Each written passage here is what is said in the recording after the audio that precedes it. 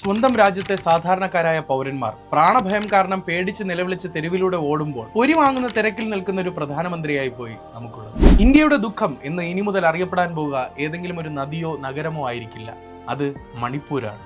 2 ആഴ്ചയ്ക്ക് മുമ്പ്, കൃത്യമായി പറഞ്ഞാൽ ഏപ്രിൽ 7-ാം തീയതി, മണിപ്പൂരിലെ ബിഷ്ണുപൂർ ജില്ലയിലുള്ള തൗങ്ലോബിയിൽ രാത്രി 1 മണിയായിരുന്നു സമയം. പൊടുന്നനെ അവിടെ ഒരു വീടിന്റെ മുകളിലേക്ക് ഒരു റോക്കറ്റ് ഷെൽ വന്ന് പതിക്കുന്നു. 9 മാസവും 4 വയസ്സും പ്രായമുള്ള 2 പിഞ്ചു കുട്ടികളാണ് അന്ന് ആ ഷെല്ലാക്രമണത്തിൽ മരണപ്പെട്ടത്. കൂടാതെ അവരുടെ അമ്മ ഗുരുതരാവസ്ഥയിൽ ഹോസ്പിറ്റലൈസ്ഡുമായി. BSF ജവാനായിരുന്നു ആ കുഞ്ഞുങ്ങളുടെ അച്ഛൻ. അദ്ദേഹം അതിർത്തിയിൽ രാജ്യത്തെ കാക്കുമ്പോൾ സ്വന്തം നാട്ടിൽ അക്രമകാരികളാൽ അദ്ദേഹത്തിന്റെ കുഞ്ഞുങ്ങൾ കൊല്ലപ്പെടും. ഇതിലും വലിയ എന്തു ദുരന്തമാണ്, എന്തു ദുഃഖമാണ് ഒരു ഭരണകൂടം കാണേണ്ടത്. നമ്മുടെ രാജ്യം പുരോഗതിയെക്കുറിച്ച് വാചാലമാകുമ്പോൾ നമ്മുടെ രാജ്യത്തിനകത്ത് തന്നെയുള്ള ഒരു പ്രധാനപ്പെട്ട സംസ്ഥാനമായ മണിപ്പൂർ ഇന്നും കത്തി എരിഞ്ഞുകൊണ്ടിരിക്കുകയാണ്. 3 വർഷങ്ങൾക്കിപ്പുറവും അവിടെ മാറാത്തതായി ഒന്ന് മാത്രമേ ഉള്ളൂ: ആയുധങ്ങളുടെ ഒച്ചയും നിസ്സഹായരായ സ്ത്രീകളുടെയും കുട്ടികളുടെയും നിലവിളി. മണിപ്പൂരിലെ തെരുവുകളിൽ വീഴുന്നത് പാവപ്പെട്ടവന്റെ ചോരയാണ്. പ്രത്യേകിച്ച് സ്ത്രീകളും കുട്ടികളും അവിടെ വെറും ഇരകളായി മാറുന്നു. ലൈംഗിക അതിക്രമങ്ങൾക്കും ആൾക്കൂട്ട കൊലപാതകങ്ങൾക്കും അവർ ഇരയാവുകയാണ്. കുഞ്ഞുങ്ങൾ പോലും ഇന്നവിടെ സുരക്ഷിതരല്ല. നിങ്ങൾ ദുരന്തരും IPL-ഉം കണ്ട് ആഘോഷിക്കുമ്പോൾ ഞങ്ങളുടെ പ്രാണന് വേണ്ടിയിട്ട് നിലവിളിക്കുകയാണെന്ന് കരഞ്ഞുകൊണ്ട് പറഞ്ഞ ഒരു യുവാവിന്റെ വീഡിയോ എല്ലാവരും കണ്ടു കാണുമല്ലോ.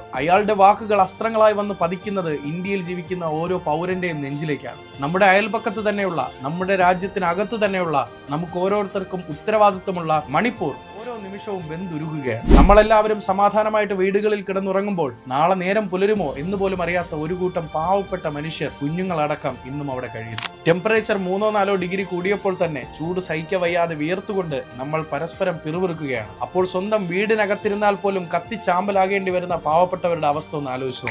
ഈ വിഷയവുമായി സംബന്ധിച്ച ഏറ്റവും ഭയാനകരമായ കാര്യം കേന്ദ്ര സർക്കാരിന്റെ ഭാഗത്തു നിന്നുണ്ടാകുന്ന കുറ്റകരമായ മൗനമാണ്. ലോകത്തിന്റെ ഏത് ഭാഗത്ത് കൊടിയ യുദ്ധമുണ്ടായാലും അവിടെ സമാധാന ചർച്ചയുമായിട്ട് പോകുന്ന നമ്മുടെ കേന്ദ്ര ഗവൺമെന്റ് ഈ രാജ്യത്തിനുള്ളിൽ തന്നെ നടക്കുന്ന ഈ കലാപത്തിനെതിരെ മുഖം തിരിഞ്ഞു നിൽക്കുന്നത് തീർത്തും തെറ്റായ ഒരു നിലപാടാണ്. അത്തരം സമാധാന പ്രവർത്തനങ്ങൾക്ക് നേതൃത്വം കൊടുക്കേണ്ടിയിരിക്കുന്ന നമ്മുടെ പ്രധാനമന്ത്രി പൊരി വാങ്ങുന്ന തിരക്കിലുമാണ്. വോട്ടെടുപ്പ് വരുമ്പോൾ മാത്രം ഉയരുന്ന സാധാരണക്കാരനോടുള്ള സ്നേഹം എന്തുകൊണ്ടാണ് മണിപ്പൂരിലെ ആ പാവങ്ങളുടെ കാര്യത്തിൽ ഉണ്ടാവാത്തത്? ഇനിയെങ്കിലും കേന്ദ്ര ഗവൺമെന്റിന്റെ ഭാഗത്തുനിന്ന് വേണ്ടുന്ന നടപടികൾ ഉണ്ടായില്ല എങ്കിൽ നമ്മുടെ രാജ്യത്തിനകത്ത് തന്നെ ഒരു കൂട്ടം ആളുകൾ പച്ചയ്ക്ക് കത്തി അമരുന്ന കാഴ്ച നമ്മൾ എല്ലാവരും കാണേണ്ടി വരും. ഭാരതത്തെ നരകതുല്യമെന്ന് വിശേഷിപ്പിച്ച ഡൊണാൾഡ് ട്രംപിന്റെ വാക്കുകളോട് നമ്മൾ വളരെ രൂക്ഷമായ പ്രതികരണം നടത്തിയില്ലേ? പക്ഷെ സ്വന്തം രാജ്യത്തിനകത്ത് തന്നെ സുരക്ഷിതരായി ജീവിക്കാൻ സാധിക്കാത്ത ഒരു കൂട്ടം പാവപ്പെട്ടവർ ഇവിടെ ഉള്ളപ്പോൾ എങ്ങനെ നമുക്ക് ഇതിനെ സ്വർഗമെന്ന് വിശേഷിപ്പിക്കാൻ കഴിയും? അതിനായി നമ്മൾ ശബ്ദമുയർത്തുക തന്നെ വേണം. അവർക്ക് സംസാരിക്കാൻ സാധിക്കുമായിരുന്ന മാധ്യമങ്ങളെല്ലാം തന്നെ ഗവൺമെന്റ് കട്ട് ചെയ്തിരിക്കുകയാണ്. പ്രിയമുള്ള സുഹൃത്തുക്കളെ, മണിപ്പൂരിലെ കുട്ടികൾ നമ്മുടെയും കുട്ടികളല്ലേ? അവരുടെ കണ്ണുനീരിന്